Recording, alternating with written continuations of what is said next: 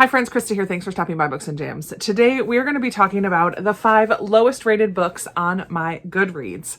I have recently gone through and cleaned up my Goodreads a bit, moved all of my middle grade into a separate shelf.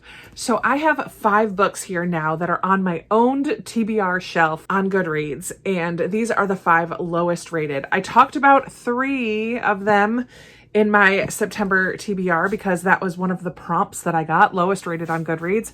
Not the most fun prompt, but it got me wondering, why are these books rated so low? So we're going to take a look at each of these 5 books today, why they're on my shelves, like why I thought I might like them. And then we're going to look at Goodreads, like what are some of the ratings, what are some of the reviews saying that make people not like them, and I'll decide, am I going to unhaul this? Am I going to keep it? I might try a chapter along the way if it's something I'm still confused about. If I can tell just from the synopsis and the reviews that I don't want to read it, then I don't need to waste my time with try a chapter, but I might need that to help me decide if I'm going to keep it on my shelf or am I going to let it go. I'm in the mood to let things go, so this is not looking hopeful for these 5 books, but there's definitely reasons why I picked them. So we're going to start with the 5th from the bottom and we'll work our way to the lowest rated. So on the 5th lowest spot is one of the books on my Jane Austen inspired shelf, Definitely Not Mr. Darcy by Karen Dornbos. I picked this up because for a long time, anything that's Austen related, I'm going to read. I went through a phase where I read a ton of that type of book, and anytime I saw them at used book sales or library sales or garage sales or whatever, I would grab them.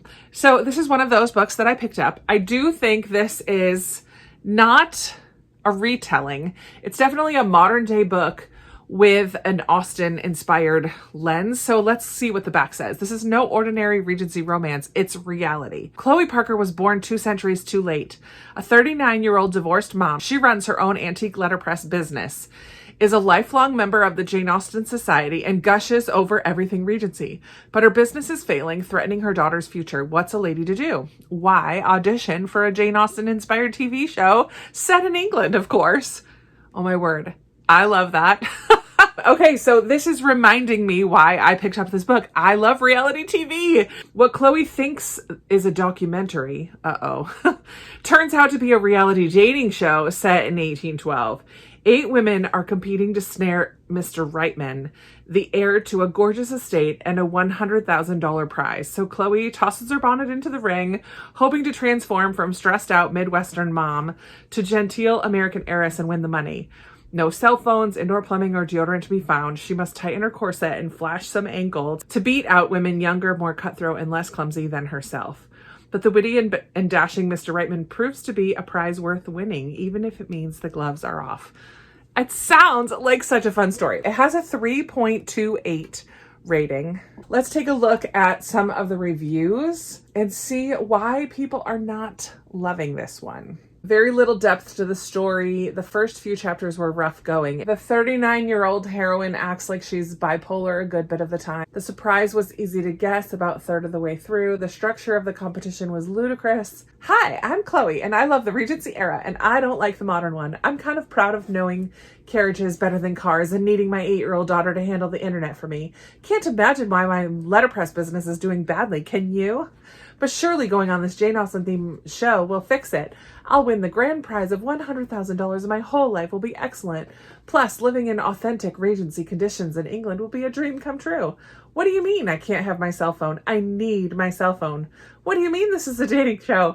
I thought it was a documentary where we all did Jane Austen trivia contests. I was dissatisfied with this book, especially the ending. No character progression. She was not the brightest bulb in the bunch. Supposedly a diehard Austen fan, couldn't recognize most of the classic signs of a Wickham/Willoughby. Lost count of how many times I rolled my eyes at the dozens and dozens and dozens of references to revealing cleavage and tight breeches. Seriously, we get it. The gowns were low cut. We get it. The pants were tight. We get it. The men were perfectly muscled. We get it. I am somebody who does need to like my main character in general, or at least have something to root for.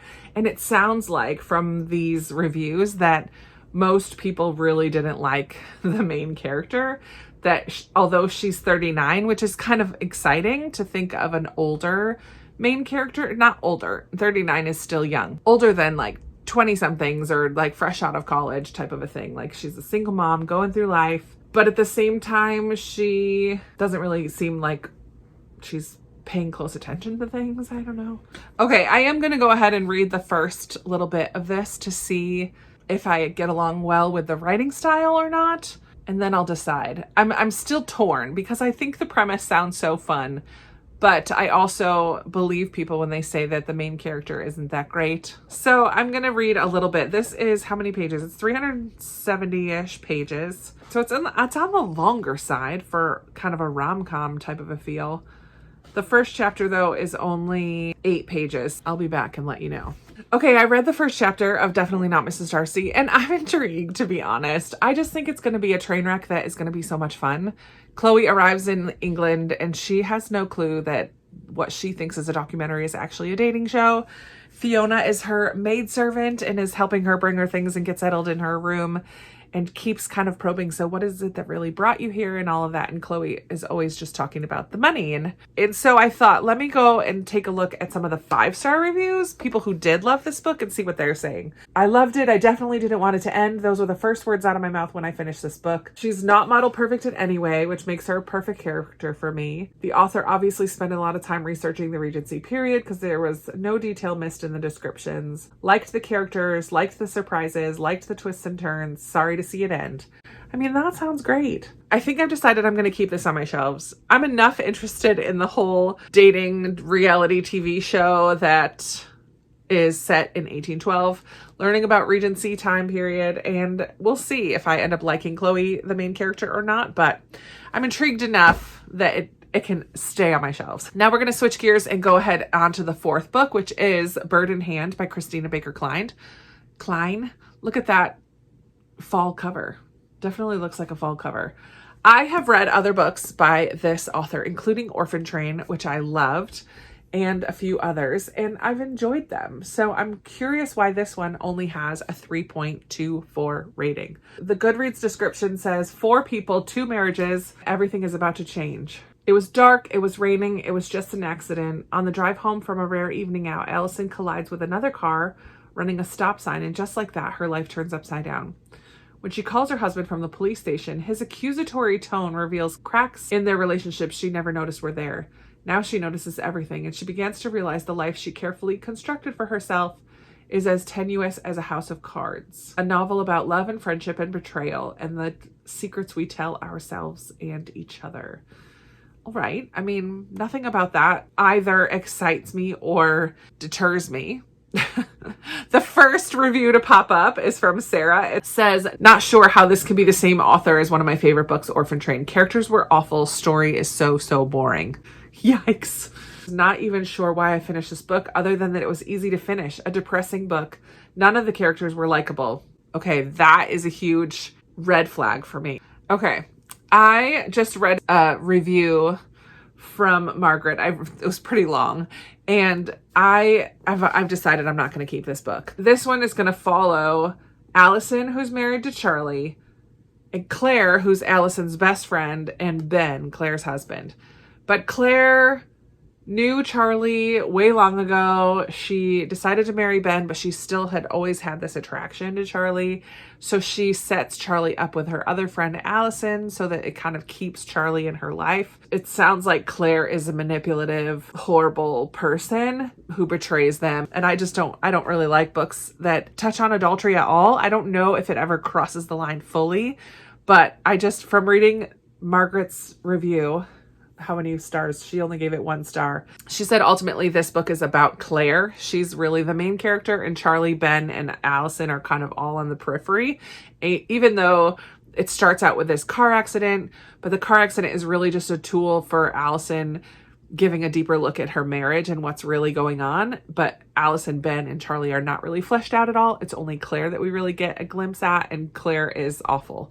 So that's all I needed. Thank you, Margaret, for your very thorough review, possibly spoiler review, because I know now that I don't want to read this book. So this one's leaving, unhauling. It's going in the pango pile. And I don't need to waste time reading the first chapter because I know I'm not going to read it. So then we have the third to lowest rated book on my shelves, Mozart's Last Aria by Matt Rees. I did talk about this in my September TBR. This one has a 3.22 rating, which is really low. But it sounds like it's going to be somewhat of a scavenger hunt, somewhat Da Vinci Code, all focused on the sister of Mozart, the composer. Let's see a little bit more about the description. Did Mozart's life end in murder? She's trying to uncover the truth about his suspicious death. Nannerl must brave dire circumstances to find out, running afoul of the secret police, the Freemasons, and even the Austrian emperor himself as she delves into a scandal greater than she ever imagined, with captivating historical details, compelling characters, and real-life mystery on which everything hinges. I don't know, man. It sounds like a good mystery. I don't think it's going to have a lot of music in it. Let's see what the first review that pops up. From Katrina. I enjoyed the concept and premise, but the main character, Mozart's sister, was dull and didn't fit the role given to her by the author. I had high hopes, but I did not enjoy the story at all. I also had a problem with Nannerl. Her character was not believable as a solver of mysteries. I also found the love interest for her in the book to be totally unnecessary. She was a married woman with a family at home and also deeply religious, so I had a hard time believing she would throw all of that away for a fling with another man so easily. Oh, there we have it, folks. Is she married in this story, or is it fact in real life she was married with a family? I don't know. The blurb on the back that I love, the Da Vinci Code, but this time with Masons and musical manuscripts, is something that appealed to me about this book, but Kristen, a reviewer, gave it 2 stars. She said, pretty sure they read a different book than I did. I wanted very much to like this, but some plot points were not believable. I didn't feel there was any pulling back the curtain on powerful secrets, under characterization. The author was so focused on bringing on all the Masonic connections and underlying politics that he completely missed the character building process. The plot and characterization were weakly written, and I could not bring myself to care about any of it. Perhaps the only entertaining thing about this book was waiting to see what dumb thing the unconvincing main character would do next. Yikes. Okay, I think from what I'm seeing here, I'm not convinced I need to read this book. Again, with the hint of adultery and a main character that you cannot get behind and root for. I don't think the music side of things is going to be a big part of the story. None of the reviews that I read have been convincing. So I'm going to go ahead and unhaul this one as well. Now for the one that's the second lowest book on my TBR. It's the one I chose in my September TBR, and it is At Briarwood School for Girls by Michael Knight. This was a cover buy at McKay's this summer. It was super cheap. I did not look it up. I just thought, oh, it happens at a school. Oh, it's only $2. Throw it in the cart. It has a 3.06 rating. It's a coming of age, possible ghost story. This one also takes place in Virginia, which I love because that's where I live. It's 1994, which is when I graduated from high school. We're at Briarwood School for Girls. Our main character plays basketball. She hates her roommate. History is her favorite. And she has told no one that she's pregnant. Everything, in other words, is under control. Meanwhile, Disney announces plans to build a theme park just up the road, right in the middle of one of the most history-rich regions of the country. If successful, the development will forever alter the character of Prince William County, Virginia, and have unforeseeable consequences for the school. When the threat of the theme park begins to intrude on the lives of the faculty and students at Briarwood, secrets will be revealed and unexpected alliances will form. Lenore, our main character, must decide who she can trust. Will it be a middle-aged history teacher struggling to find purpose in his humdrum life, a lonely basketball coach tasked with directing the school play, a reclusive playwright still grappling with her own Briarwood legacy, or a teenage ghost equally adept at communicating with the living via telephone or Ouija board? Okay, I am not afraid to read a book about ghosts. It's not a fear thing. I just don't know if I'm gonna like it. I don't know. The dialogue between the students and faculty was fresh, visual, often snotty and sarcastic in the ways that felt real. Perhaps it's because I'm no longer a schoolgirl myself, but I did not enjoy Knight's novel like I thought I would, where there was a little too much happening at once. The narrative jumped from one character to another so quickly that it was difficult to become invested in any of them. Wish that the narrative had primarily focused on Lenore and her story and been less fragmented. It lacked a point. Felt like the author was trying to get me to understand some deeper meaning that simply wasn't there. There was not a climax, and the book just kind of ended abruptly. One of the things that I read in that long review is that the girls in the dorm are brought together because they use a Ouija board together, and that's how the ghost that's haunting the school communicates with them. And I don't love that aspect of things. Like, I don't mind ghosty books, but I don't love the occult. And I don't know if we're going to get into that too much, but I don't know. I think I might need to read the first chapter. Since it is on my TBR as well, I need to give it a little bit of a chance. The first sentence says, all boarding schools are haunted, not infrequently by suicides. Oh, golly. So we're going to deal with suicide and teen pregnancy and Ouija boards and a ghost and Disney. So the first chapter is about 8 pages, but it starts on 3. So really only 5 pages. I'm going to go ahead and read it a little, get a sense of the writing, and I'll let you know what I think. All right. Well, this is turning out to be a productive little reading experience because I'm unhauling this one too. I read the first few pages and I just didn't care. It didn't draw me in at all. We are introduced to a few of the girls who live in this dorm at Briarwood. 3 of them are inside playing on the Ouija board, and 3 of them are late for curfew because they had to go get drinks, and one of them busts out a cigarette. They're cursing, and I just don't like the vibes of it at all. It doesn't give us any kind of a backstory yet, but from what I read in the reviews, and then I read the first chapter, and then I kind of skipped around a little and read a little bit here and there. I just don't think this is going to be a book for me. It's super short, but I just don't care. I don't care. I'm unhauling this one as well. And that's one less book on my September TBR. Yay. Last one, Confessions of a Curious Bookseller by Elizabeth Green, the lowest rated book on my TBR. This obviously is a book about books, so why wouldn't I want to read this book about booksellers? It has a 2.82. A 2.82. It doesn't even get up to 3. Why?